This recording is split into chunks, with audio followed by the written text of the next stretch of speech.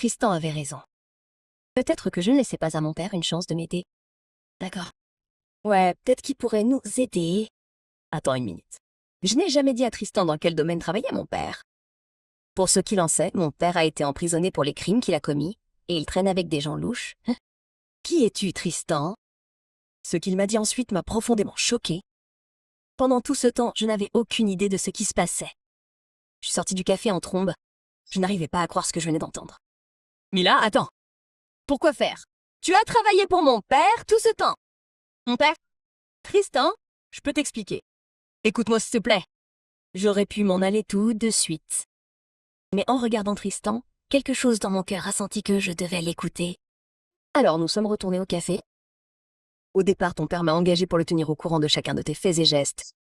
Ça explique pourquoi mon père avait toujours une longueur d'avance sur moi. Parce que tu lui as balancé des trucs? D'accord, mais après avoir appris toute l'histoire et vu à quel point tu étais inquiète pour ta mère, j'ai essayé de t'aider aussi. Et l'incident du métro où tu m'as sauvé de ces types louches. C'était un coup monté par ton père. Mais il avait juste peur qu'il ne s'attire des ennuis. Oh! Il a peur que je m'attire des ennuis, hein? Eh bien, il est sur le point de se faire avoir par sa propre fille. Attends, Mila. Je suis rentrée à la maison et j'ai trouvé mon père en train de nettoyer après une fête stupide. Oh, Mila, t'es de retour. Comment s'est passée ta nuit? Tu m'as fait suivre? À ce moment-là, je vois le rouge disparaître de son visage. Chérie, j'essayais juste de te protéger. De qui? Parce que ma mère a disparu et la seule autre personne en qui je devrais avoir confiance dans tout ça, c'est toi. Mais je ne peux même pas faire ça. Oh, moi, maman, je fais tout ce que je peux pour te protéger, toi et ta mère. Qui a enlevé maman?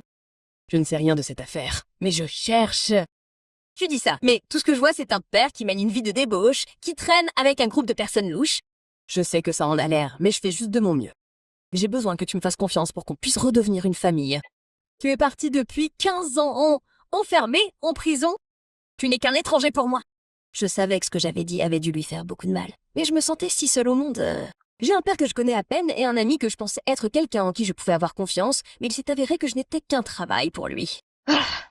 C'est tout. Je ne vais plus compter sur personne d'autre. Je retrouverai ma mère toute seule. J'espère juste qu'elle va bien. À partir de ce jour, j'ai fait en sorte que Tristan ne puisse rien entendre de toutes les informations que j'ai recueillies. Il est hors de question que je le laisse rapporter mes découvertes à mon père. Ah, mais bon sang, il était implacable. Alors que je faisais mes recherches dans les archives de la ville, Tristan était assis juste à côté de moi. Bon sang, ce type n'a pas compris l'allusion. J'ai compris. T'as compris quoi? Patricia Morgan fait partie du groupe appelé la Fraternité. Il a été dissous il y a longtemps pour complot contre le gouvernement. Le groupe n'a duré que quelques mois avant d'être arrêté et dissous. Écoute, l'article n'a même pas été écrit par une agence de journalisme officielle. Il a été écrit il y a 2 ans par le club de journalisme de notre école. Dans le journal de l'école, The Honest Truth. Je crois que t'as trouvé notre piste. Ça veut dire que tu m'as pardonné? Je suis toujours en colère contre toi. Tu t'es peut-être un peu racheté, mais je vais quand même te surveiller. C'est pas grave, tu peux être en colère contre moi aussi longtemps que tu veux. Mais s'il te plaît, ne m'ignore pas. D'accord, quelle est la prochaine étape? Pourquoi ne rejoins-tu pas le club? Tu as un don pour l'écriture et le journalisme, ils t'accepteront tout de suite. La présidente du club est Christina Valentine. Oh, on a un petit problème. Quel genre de problème? On était amis au collège jusqu'à ce qu'elle s'en prenne totalement au mec pour qui j'avais le béguin. Depuis, on est un peu méchantes, l'une envers l'autre. Eh bien, heureusement pour toi, je sais qu'elle a le béguin pour moi. Alors pourquoi on n'y va pas ensemble? Ok mon pote, tu ferais mieux d'être prêt pour ça. Elle peut être un peu intense. Tout pour aider à récupérer ta mère. Je t'ai eu, Mila. Et ouais, Christina était là. Et comme prévu, elle m'a complètement ignorée. Mais quand Tristan est entré dans la pièce et lui a montré que lui et moi étions tous les deux potes, Christina a immédiatement cessé le feu et s'est montrée toute pétillante avec moi pour attirer l'attention de Tristan. Elle m'a laissé la rejoindre tout de suite. Et pendant que Tristan la distrayait, j'ai pu fourrer mon nez dans toutes les vieilles publications de The Honest Truth. Il s'est avéré qu'il y avait plusieurs brouillons et publications sur Patricia Morgan. J'en ai même trouvé une qui l'a critiquée pour avoir fait passer un projet de loi qui nuisait à l'environnement. Ce club est très franc et honnête. On dirait que j'ai gagné le jackpot. Mais malheureusement, j'ai vite découvert que le club était rempli d'hypocrisie et de fainéants. Une fois, The Honest Truth a publié un article sur les déchets alimentaires et d'emballage causés par la grande consommation des chaînes de restauration rapide. Or, je suis entrée cet après-midi-là en voyant l'endroit jonché de fast food. Et ce n'est pas la seule chose qui m'a dérangée. Ils avaient des citations motivantes collées partout sur les murs. Pourtant, personne n'était là pour faire une différence en soi ou dans le monde. Ils avaient même cette routine d'entraînement ridicule pendant le travail, remplaçant les chaises de bureau habituelles par des ballons de yoga et des planches d'équilibre. Mais honnêtement, cela a eu un impact sur leur productivité. Qui diable peut travailler comme ça? Pour parler du fait que Christina flirte avec Tristan, c'est tout simplement déroutant et ça m'énerve. Je n'en pouvais plus alors je les ai dénoncés pour leur hypocrisie et leur environnement de travail superficiel, puis je suis partie. Alors que je m'éloignais en trombe, un étudiant s'est approché de moi. C'était Corey. Bon, peut-être que je détestais tout le monde dans le club, mais Corey était une exception. Il était appliqué, gentil et un journaliste travailleur. Salut Mila, désolée pour ce que tu as dû endurer là-dedans. Si ça peut te rassurer, je les supporte depuis 2 ans. Si ce n'était pas pour ma mère, je quitterais déjà ce club. Qu'est-ce que tu veux dire? J'ai parlé à Corey de la disparition de ma mère et de la piste que nous avons eue sur Patricia Morgan récemment. En fait, c'est moi qui ai écrit cet article sur Patricia. Comment ça? Tu sais quelque chose sur elle? Mon père est journaliste et j'ai eu des bribes d'informations ici et là de sa part. J'étais tellement excitée. Corey, c'est une nouvelle incroyable. Tu penses que je peux rencontrer ton père? Il sait peut-être quelque chose qui pourrait m'aider à retrouver ma mère. Ouais, bien sûr. Super, je t'accompagne. Tristan, tu nous as suivis? Je suis sûre que Mila ira bien si elle rencontre mon père toute seule. J'ai dit que je venais.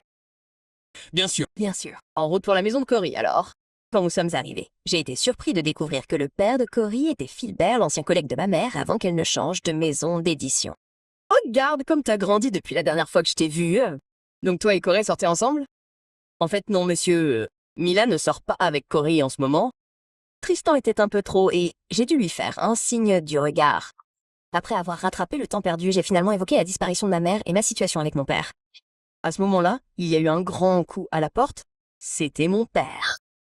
Mila, tu rentres à la maison avec moi. Voyant à tel point j'avais peur, Philbert a appelé la police et m'a conseillé d'obtenir une ordonnance restrictive contre mon père. J'étais tellement secouée par cette expérience que j'ai accepté.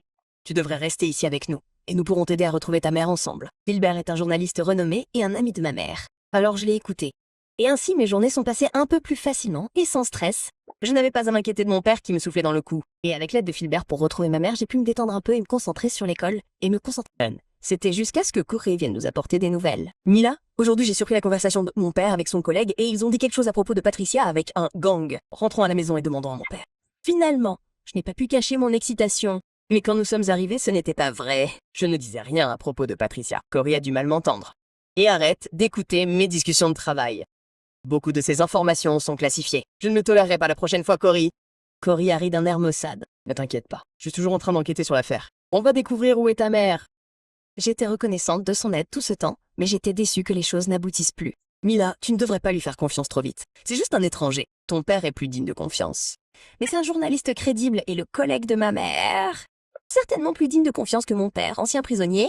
J'ai essayé de raisonner Tristan, mais au fond de moi, j'étais un peu mal à l'aise. Maman, où es-tu? Ce soir-là, j'ai reçu un texto de Tristan disant qu'il avait une piste concernant ma mère, mais qu'il n'arrivait pas à entrer. Alors il m'a demandé de le retrouver dans un parc à proximité. Il faisait sombre dans le parc et honnêtement, c'était un peu flippant. Soudain, j'ai vu quelqu'un debout dans le parc, mais ce n'était pas Tristan. C'était mon père quand il m'a vu. Il s'est jeté sur moi et est venu me faire un câlin. C'était un câlin chaleureux pendant 1 seconde, jusqu'à ce que je me souvienne que je ne pouvais pas lui faire confiance. Papa, qu'est-ce que tu fais là? Je sais que tu m'as imposé une ordonnance restrictive, mais tu m'as tellement manqué. Et tu dois respecter mes limites et rendre son téléphone à Tristan. Attends, Mila, demande à Philbert ce qu'il en est du pot de vin de 50 000 $. Crois-moi. Elle était tellement stupéfaite par ce qu'il a dit que je n'ai même pas remarqué Philbert qui se tenait derrière moi. Philbert a ensuite appelé la police pour signaler la violation de l'ordonnance restrictive par mon père et m'a ramené chez lui. Cette nuit-là, je n'ai pas pu dormir. Il se passait tellement de choses dans ma tête à propos de ma mère, de mon père, de Philbert. Alors je suis sortie de la pièce pour aller boire de l'eau, mais j'ai entendu des conversations dans le salon. C'était Corey et Philbert qui se disputaient à propos de quelque chose. Papa, pourquoi parles-tu à Patricia? Tu t'embrouilles avec les mauvaises personnes? Il n'y a pas de quoi s'inquiéter, mon fils. J'ai tout sous contrôle. Je t'ai visiblement entendu l'autre jour et tu as nié. Papa, que se passe-t-il? Mes affaires avec Patricia, c'est entre elle et moi, pas avec toi. Alors tu ferais mieux d'arrêter de pleurer. Alors tu parles de quoi avec elle? Ah, qu'est-ce que j'entendais? Philbert était en contact avec Patricia pendant tout ce temps où je prenais un sac. Donc littéralement j'ai fait du bruit. Mila. Monsieur, que sais-tu des 50 000 $ laissés sur mon Porsche? Tu n'as rien entendu, jeune fille. Tu es au courant, n'est-ce pas? En fait, tu pourrais être directement impliquée dans la disparition de ma mère. Et arrête, Philbert est devenue de plus en plus dangereuse lorsque Corey s'est soudainement interposé entre nous. Papa, tu ne peux pas lui faire de mal. Oh, bien sûr que si. Ah, j'allais la laisser tranquille, mais elle doit être curieuse, tout comme sa mère agaçante. Oh non, non, non. Je suis en plein cœur de la fosse au lion. J'ai vu Philbert pousser Corey de côté puis foncer sur moi, quand soudain la police a fait irruption dans la maison, suivie de mon père. Papa, t'es arrivé juste à temps? Je savais que cela violerait l'ordonnance restrictive, mais je t'ai harcelé quand tu étais dans le parc. Et tu es fou, mais merci.